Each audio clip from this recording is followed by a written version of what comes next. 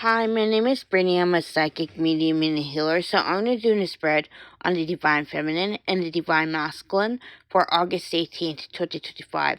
The first card I get for Divine Feminine is the Knight of Swords. So with the Knight of Swords, I feel as though the Divine Feminine is letting go of a lot of limited beliefs that she didn't even know she had.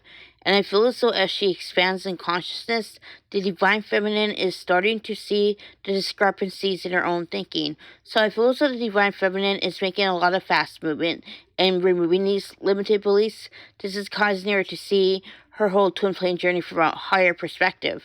With the Sun, the Divine Feminine is letting go of that fear of being happy. So as she chooses herself, she's letting go of that desire to please, the desire for external validation. And I feel so as the Divine Feminine becomes more centered in her inner knowing, she is starting to feel movement happening in her twin flame situation.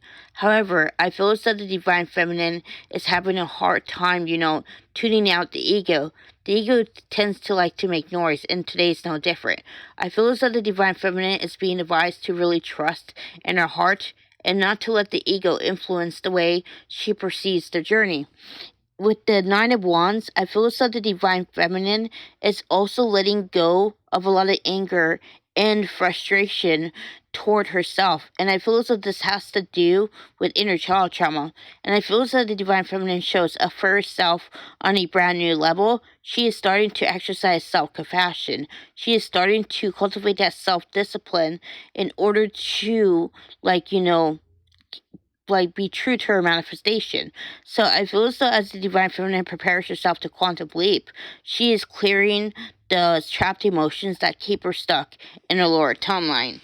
And that's what I get for Divine Feminine. So this is what I get for Divine Masculine. The first card I get for Divine Masculine is the Nine of Cups. So with the Nine of Cups, I feel as though the Divine Masculine is actually undergoing a massive change in his psyche. He is letting go of a lot of trapped emotion that is related to the authentic self.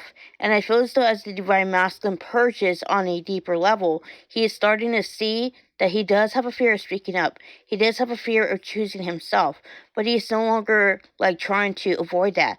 The Divine Masculine is walking toward that, determined to fill up his own cup and to safeguard it as well.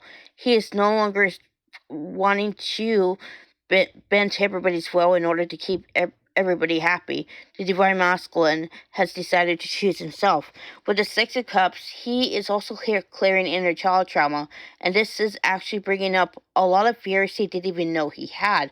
So as the Divine Masculine calmly works through these, he is also letting go of that need to put others first. He is starting to see that there's self-sacrifice trauma that is related to the inner child, and I feel as though he's really working on that. He's working on choosing himself. He's working on letting go of the shame and guilt around choosing himself, because he sees now that he's trapped in a nightmarish lifestyle. And with the Emperor, the Divine Masculine is taking back his power. He is pulling down that old foundation and is crafting a new one that is centered in self-love. He is no longer interested in maintaining codependent habits. He is determined to break free of them, and he's determined to choose himself. So even though the Divine Masculine is kind of struggling with his ego today, he knows that it's trying to keep him down, and he's pushing through, trusting the process and trusting in himself. And that's what I get for Divine Masculine. If you haven't already, like this video, subscribe to my channel. I post updates about twin flames often.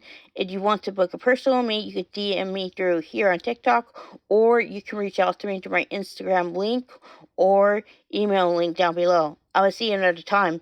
Namaste.